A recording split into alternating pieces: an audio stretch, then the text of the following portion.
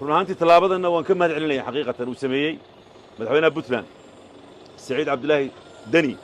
tallaabo run ahaantii ku dayasho mudan oo ay kaga daydaan muxuu ahaa madaxweynayaasha kale weeyaan waxaan ka soo dhaqaaqay meel xabsiga ugu dhow horta magacaaga muxuu ahaa cabdi xasan jihaad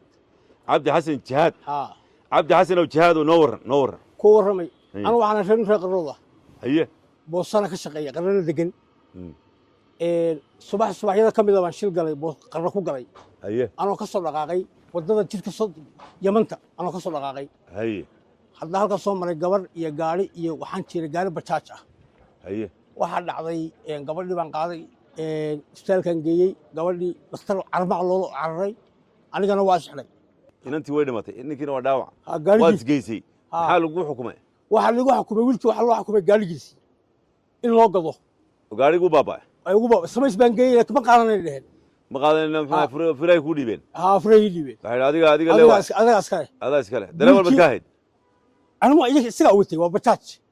ma bajaajtiga baabuurkaa sheegaysaa asaasan laakiin ruushilka waxba ma noqon baabuurka waxaa muraad inaad cajabta inaad jiyo okay waxaa lagu bajaajta iska bixi lacagtiisa haa gabadha dhibatayna magteedii gabadha dhibatay magteedii inanka dhaawacana wiilka dhaawaca wuxuu noqday 2400 ayaa lagu xaqay haye gaadhina wuxuu noqday 2500 haye gabadhiina waxay noqotay 2500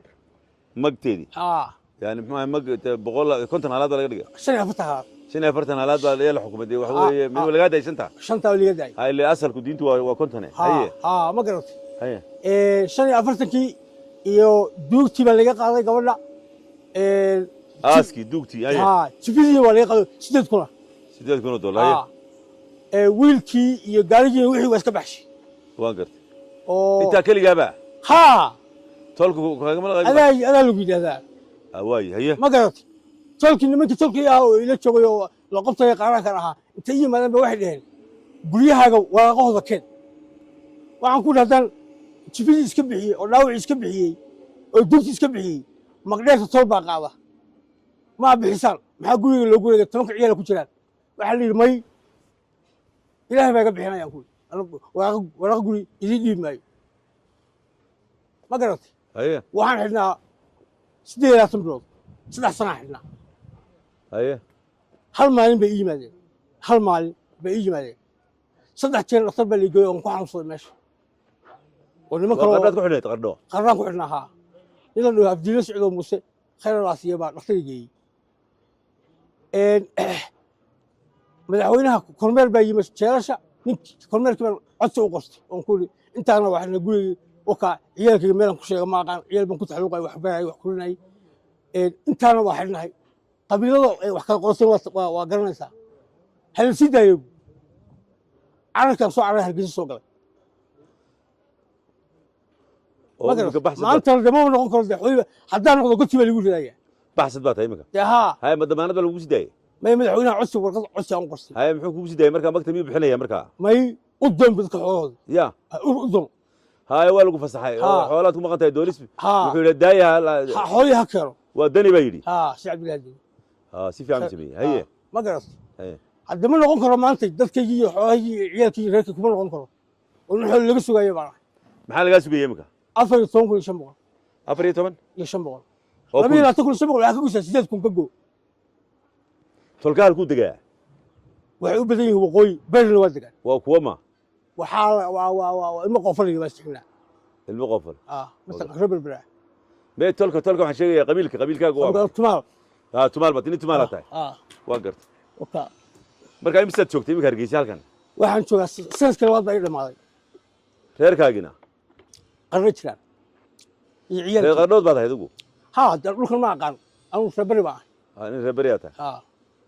laakiin waxaan ku keenay lacagtaas aan ahayn dan baa keentay maxaa lagu leeyahay magacaaga cabdi xasan jihaad cabdi xasan jihaad waa gartay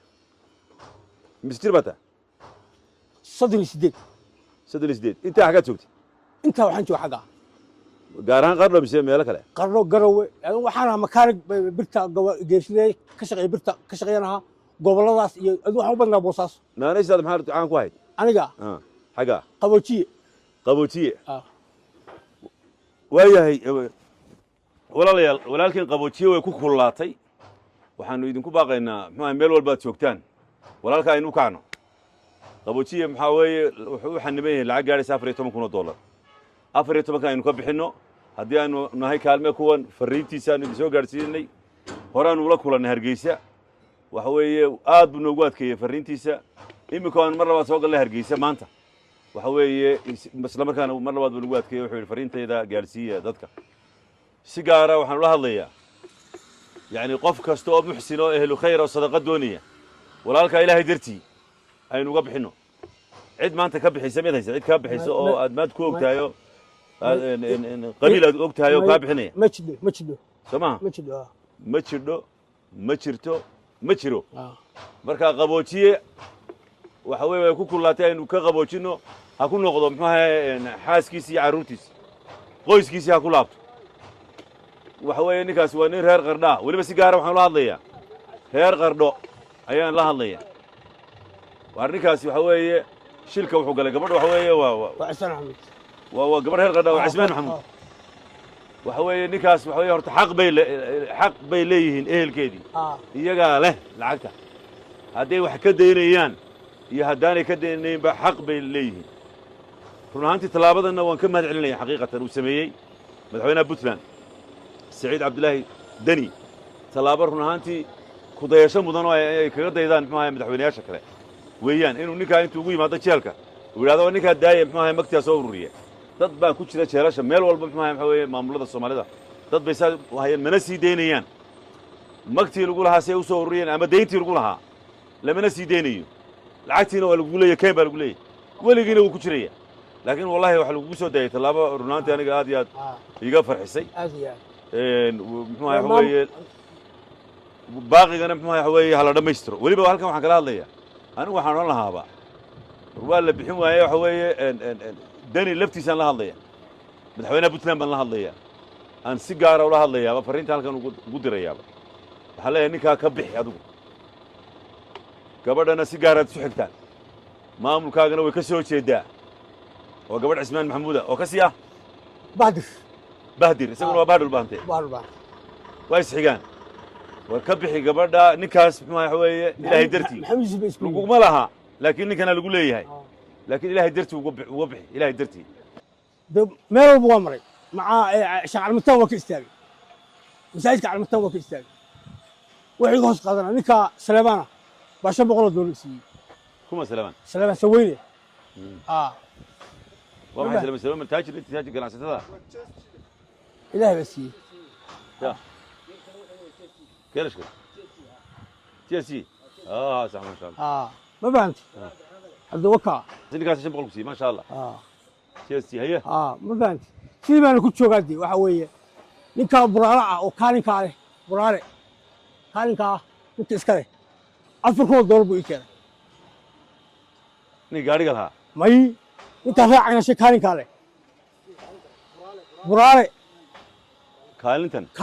نحكته كالنتن شدالك نكا إسكا أفكر دور أيوكسي ما شاء الله إسكا كيف كيسه ما يسوق اليوم بقى السوق هذه بيجي نيوم لكن أنا أي يوم بيجي قام بدي عو عن حي يا ما شاء الله هو إلهي بيسي مثلا ما شاء الله ما شاء الله ما قررت وأنا كارين كبرار ما شاء الله محل عجاز سمر كايمك أفكر يسبقوا شنت بقول لك أنك قاضي يا أفكر لك أنك قاضي أفكر يسبقوا أكون بكوش ده ما شاء الله ما شاء الله ما قاسين كدولينا مركا توم بان وهري توم بان كل حتى واحد يجي سويا أفكر توم كل يسبقوا هي لقى سويا لا يجي سويا مركا توم بان لقى سويا توم ما أفكر يسبقوا واحد توم بان كل يوم توم بان مقندي توم بان مقند ما بانت وضح ما بانت وحي لو سيغا ما يمكن وقت وانا وتحسنتها والعايته انه maxaa ku saleenayno ka duuleyno dadku waxay jeceliin mar qofku inuu haysto wax soo shaqeeyo oo dadaalo kadib waxba ugu daraan laakiin eberka maxaa kama bilaaban dadku badalaa in yar mooyaan yeedam ila tigi lahaana wixii liga doonayay iyo waxa aan wado wax isugu ma wuxuu hayaa lacag gaadhaysa $4,500 lacagta laga doonayana waa imisa $4,500 marka waxa maxaa dhiman $10,000 hawshu waa fududahay $10,000 $10,000 baan maxaa ka duuleynaa insha Allah إذا خير بين سكوجنا هاي فرينتين واحد يسوق قاريسيا ما أنت واي تاريخ الإسلام كنت هاي حنفليا هذه ساعات إذا صحت هاي كودة الربيع الأول هي ساعات ما تاريخ كودة الربيع الأول كنا أفر بقول تضبيها أفرت الهجرية وصاحبها اللي يقول لي سديدان نوايمسا sideedaadna waa imisa afar sideedaadna iyaga sideedaadna waa 24 oo 2025 waxaanu ku sugannahay magaalada Hargeysa waxaad leedahay walaalkiin Cabdimaalik Sheekh Muuse Coldoon